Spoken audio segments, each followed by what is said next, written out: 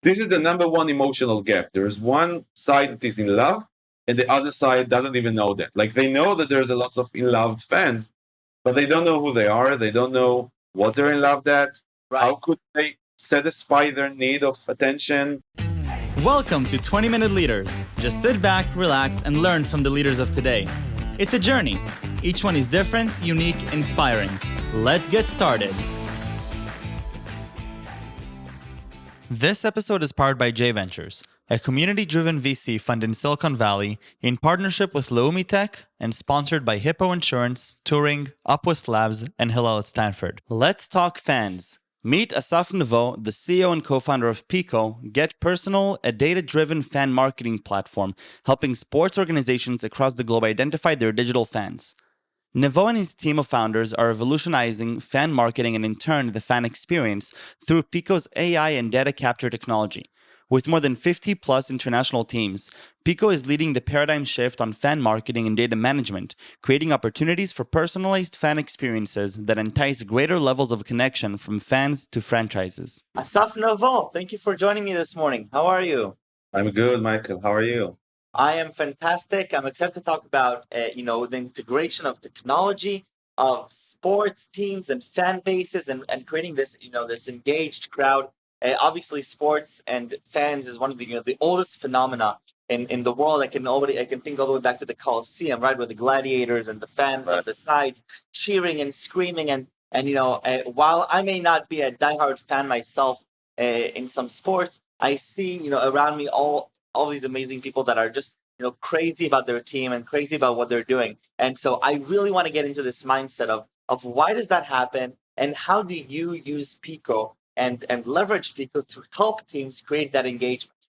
But before all that, Asaf, I'd love to go all the way back to your nightlife days and your integration of tech into nightlife. Tell me about that, and then we'll transition into your current startup. Yeah, well, it looks like it's going to be super interesting as you've been noted like few points of the most important points of my life currently. So maybe we need like few hours to to cover all. I don't have anything today. We can go on. Yeah, so starting, nightlife is a market or a business that has like a real sometimes cliche about who's running it.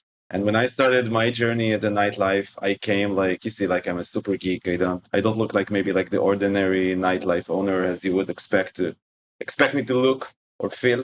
But when we started this business, it was 2007. I was like 23 years old.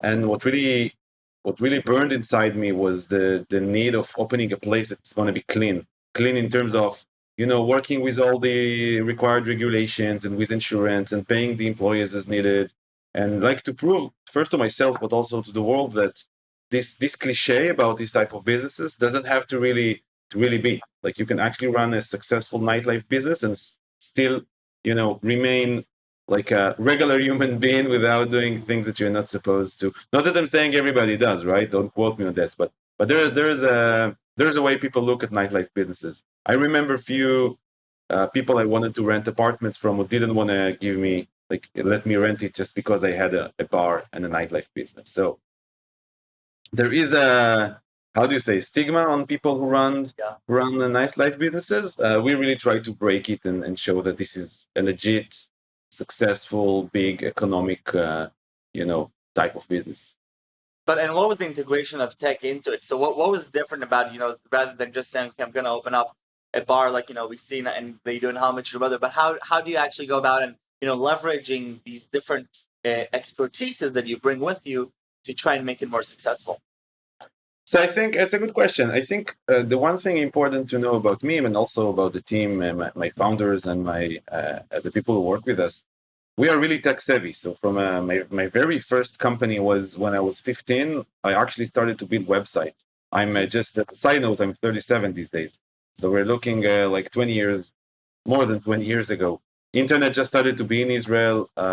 I wasn't such a good student at school, and I really like tech. So I kind of like taught myself how to program. It was Perl back then, all command line, super ugly, no IDEs, no anything. And I started to build websites for companies. I actually built the first like website with with a database for manpower, like a big manpower company. Their name was actually Namepower. The brand name was Manpower. Wow. So this is where I started, and when we started Barkey, which is the nightlife business, we really wanted to focus on the business side. And then as this started and grow and started to be more stable, all of our tech savvy expertise come in place, and we started to think of, okay, how can we make things that are cooler? How can we make it efficient? The first thing we have done is that we said, okay, one of the biggest problems in the nightlife industry, I don't know if you ever sat in a bar and the bartender like poured a beer and then his keg ran out and you got this explosion, right? And you got messy, everybody gets messy. And also from a technical standpoint, not many people know that, depending on the length of your pipe, there's a lots of beer going to waste. Because this explosion, this is when all the gas gets into the pipeline, it's means that for a while you need to now pour beer that you just need to throw out because it's going to be super gassy. As a bar, we used to have, don't take me on this, I'm not sure. I think we had 11 beers at the highest peak. We have like every beer line had like at least 3 meters of kegs running through. So you have 11 one and multiply by 3 meters for each. You're talking about tons of beer going to waste. So we started to investigate how we can actually stop this, and we found that there is this tool.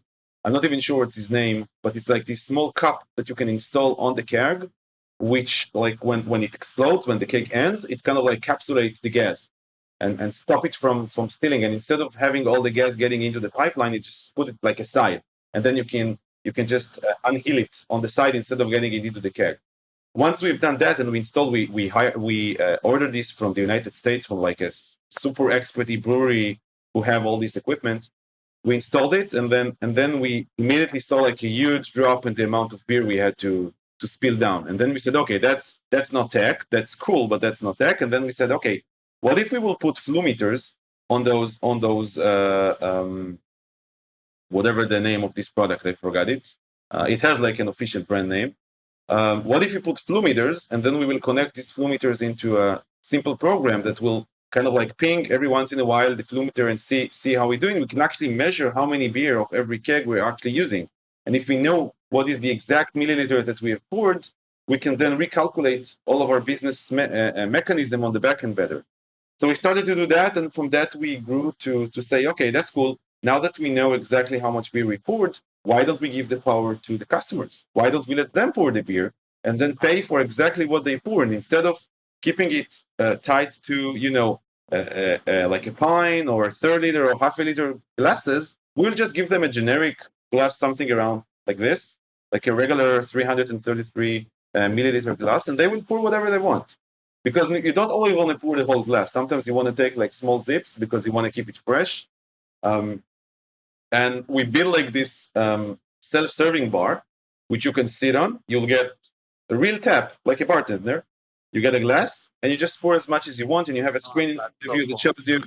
Yeah, and you can actually pour whatever you want. You give us your credit card at the beginning of the night. There's also a business mechanism behind it, saying that you're probably going to drink more, which is you don't want anybody to be drunk or drive or something, but at the end you want to sell more. That's a one way of selling. And when this project started to grow, we went over to Coca-Cola and said, hey, we have this cool thing we've built. Why don't you fund that? And if it's going to work here at our bar, which was a big place here in Haifa, Israel, you can take it nationally, because we want to stay in our business. So that's what our first, bar and nightlife related technology thing. By the way, it failed. It didn't work at all. But it was a great experience in terms of working with Coca-Cola. But what I love is that we focus, 8 minutes talking about, the journey and the exciting parts of it and the innovative nature of it, and why that was such an exciting time and a fruitful time. And then obviously, the end is interesting, but it's not the important piece of the whole puzzle. It's the feel of success. It's about that excitement of the journey. And Asaf, you take that same excitement and you bring it now to Pico. And you're now, instead of integrating technology with nightlife, you're integrating technology with something that is very low tech on purpose, which is sports, right? Sports are very human. The human to human interaction is important. It's live, rather than what we're getting used to today, which is all pre-recorded. So it's a whole different industry. what is sort of your insight into the sports industry and the fan industry that you say, okay, I think there's a room here for something like Pico? So it's a good question. First of all, it's not sports only. So Pico is maybe in sports we are a leading company. We are also operating in other industries like the esports. We also have some traction coming from big consumer brands. Part of our partnership we have with SAP. But let's focus on sports for a second because it's one of our biggest verticals. Pico is currently working with 60 professional sports teams from around the globe, mostly professional from the NHL, NFL, Bundesliga, Premier League, the bigger part of the sports industry. I think the one thing we pretty quickly noticed is that there is a big gap, and the gap is more of an emotional one. In one side, you have a fan who's, like you said, fanatics. He's on the Colosseum. He's doing everything to get in front of the brand he loves, the team he loves, and then he does a lot, or she does a lot, in order to get their attention. They follow them. They look at what they do. They engage. They watch. They spend a lot of their energy and time on taking part of this brand. On the other side, there's the sport team. Well, like you said, it's an old school type of brand sometimes. Some of them are more innovative than the others, but at the end of the day, they are focused on the sports. That's what they do best. All the rest is kind of like a wrap to the sports, which doesn't really know the fan. Right. And this is the number one emotional gap. There's one side that is in love, and the other side doesn't even know that. Like, they know that there's a lots of in love fans, but they don't know who they are. They don't know what they're in love at. Right. How could they satisfy their need of attention?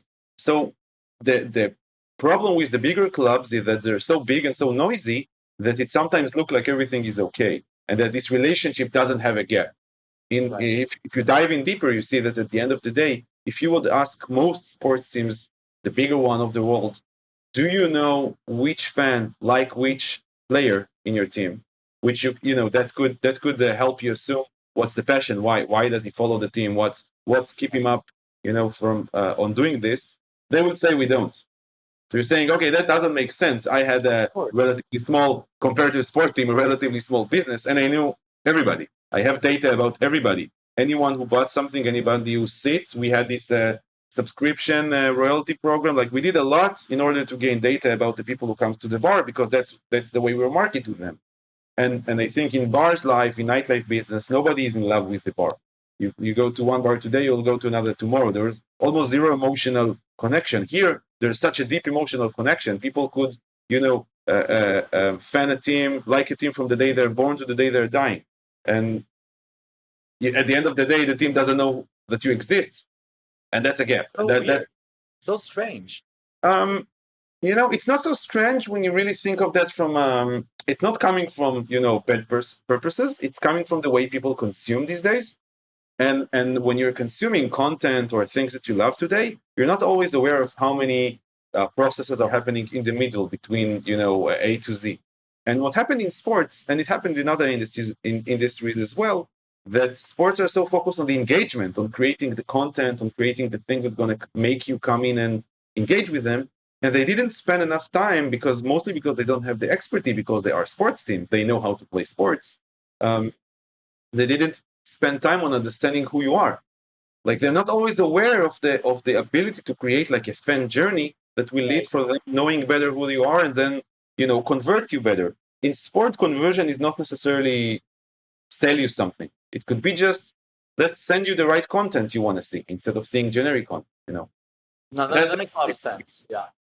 How do you actually go about and now helping these these teams integrate and understand, get insights into their fan base? So how do you actually go about taking all of that black hole and making it as transparent as possible for them so that they can actually take actionable insights from that?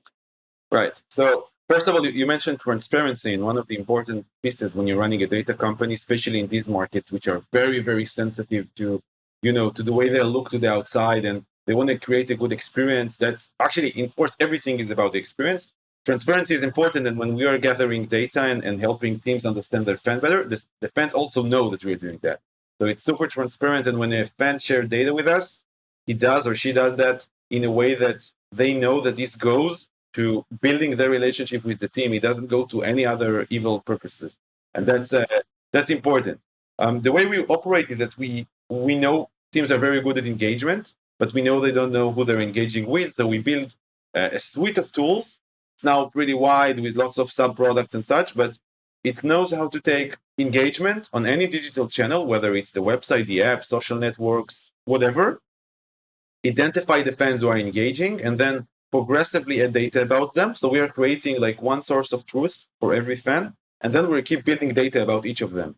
So at the first interaction with you, we might get your email, and then at the second interaction, we will ask you who is your favorite player, and then what's your merchandise preferences, and so on. Right. The data. So let's say ideally we want to have around 30 different data points on each fan, and then we use these data points in order to create this profile, which then the data which then is then connected to build better marketing campaigns. So more from technical side, how it works, we are analyzing what's engaged. We're looking at the team digital channels. We're looking what's mostly engaged by fans. We take this content and we're attaching experiences and activations to this content, like fun things fans like to play. So let's say game day content is also always very engaging. You can have like today is the game day. You can have a prediction game of who's going to score the first goal tonight or who's going to win. This experience is built by Pico, and it will always be engaging because this is the game days when fans are at the highest peak. So, in this two-sided marketplace, what is the sort of the responsibility then on the consumer? So as a fan of the company, what is my interaction with Pico in that regard? First of all, you don't know Pico exists. Pico is white label and it's embedded inside the channels of the team. So you would see a Facebook post or a Twitter tweet or a section at the website or a notification at the app or a banner at the app saying like, who do you think is going to score tonight? Click here to vote or click here to play. You click it, you start a game. This game asks you who do you think you're going to score. It's very graphic, it's very fun. You pick, it ends. But during this game, we will ask you, hey, Michael, we are giving away a jersey, of your favorite player, of one of the voters today. How do you want us to announce that? What's your email address? What's your phone number? How do you prefer us to communicate with you? So now we have your email, and when we ask you for your email, we would say, okay, Michael, would you allow us to use this email to further communicate with you? And you can say yes, you can say no. If you say yes, then you're getting into the subscription plan and all that. You get newsletters and such. If no, that's fine. We will not bug you. We know that you're a fan who don't want like ongoing communication. You just want to be occasional whenever it works for you. And then at the second game you play, we already know your email address. Now we will ask you, great, Michael, if you're going to get this jersey we just offer, which of the player would you like to sign it? Right? And then you pick it. We know who your favorite player now. And so on. So we have this process that every time we put you in front of different content, it's not always games. This was a very rough example. It's not always that raw, but the idea that we're engaging with fans in a way that allows them to share information, that we have an ongoing conversation with them. Through this conversation or through this communication, we ask them questions. So this is the one hat of Pico. This process brings in a lot of data because fans are very happy to share. They are very enthusiastic about the fact that the team actually cares about them and want to learn more about them. So they're sharing a lot. This builds a big database. Now the second step is to take this data, segment it, normalize it in a way that we can build recommendations to teams what to do. The most obvious use case would be, taking as an example the Los Angeles Lakers. On Christmas time, we are saying, hey, Lakers, you have 30,000 fans who express an interest in a jersey and also their favorite player is LeBron. So let's send out a marketing campaign to them at any channel, at the channel that they engage with you. So Facebook fans are going to get a Facebook promotion, Twitter going to get on Twitter, and so on. And the call to action would be, hey, Michael, here is the jersey of LeBron you wanted. Click here to get it at 20% discount. So there's much higher conversion that way instead of just sending you to the store with a discount. Right, and obviously this is not just relevant for sports. This is relevant for any brand that wants to make meaningful connection. We see this across the board, from high tech to low tech. It has sports. I think is just a great vertical because you already have that proof of concept that fans want to be engaged with the brand. They want to be diehard fans, even when there's a lot of friction. And I think what's remarkable here is that what you're saying is that there is actually a lot of friction right now for people to be really fans, right? It's not, the teams have a hard time facilitating that and giving those opportunities, and they're still doing it. So they've already sort of done the product market fit for you. you just go in and facilitate that behavior and say, okay, can we extrapolate this behavior to also other brands around the world? Exactly. So I think if you look at sports and the difference between sports and other markets, it's not even sports, it's entertainment compared to other markets because music has the same problem. Like if you like Justin Bieber, you're following him, you're watching his videos, you're listening to his music, but he doesn't know you exist. So you're already there. And the difference between sports and entertainment compared to other industries is that other industries will pay a lot to get the traffic sports gets for free. And the fact that we don't need to bring in the traffic is already there. There's already a bucket of tons of fans who are engaging. That's where it comes and started to be really interesting. So we always, cherry picking the industries we're operating at, which is this is the main formula. We want to have high engagement rates. We are not the type of companies that will bring in the traffic. Like we can, but that's not the technology. The technology is about operating in spaces where there is a lot of engagement. I can give you an example of another market we are looking at now with the SAP partnership. We look at consumer packaged goods. Companies like Nestle, they don't have, they're not selling to the end consumer. They're selling to the retailers.